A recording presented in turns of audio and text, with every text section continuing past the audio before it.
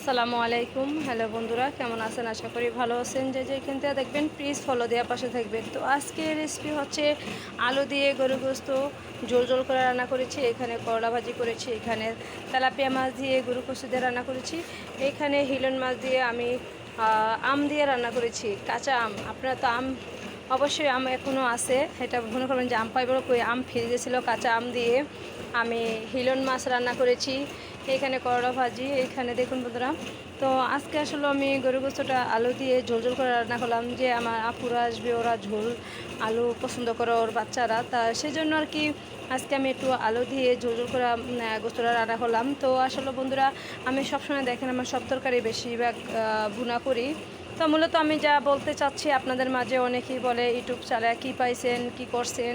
আসলে ইউটিউব চালায় কী পাইছি জানি না, কিন্তু আমার কাছে এটাই যে ইউটিউব চালায় আমি অনেকটাই আমার ভালো লাগছে, বা আমার সকল বন্ধুদের কাছে ভালোবাসা পাচ্ছি। আর সবাই দেখুন, এক একজনে এক একটা প্রশ্ন থাকতেই পারে, তা সবার প্রশ্নের উত্তর দেওয়াটার মতন কিছু না। তো যাই হোক, গ্রাম অঞ্চলের মানুষে বিভিন্ন ধরনের বিভিন্ন কথা বলে, তো ওগুলা কান দিলেও মানে হয় না, কান দিলেও পারা যায় না, তো কিছু বলা উত্তর দিতেও পারতাছি না। যে হেরা যা বলে এটাই শুধু বলি, আর কি বলবো।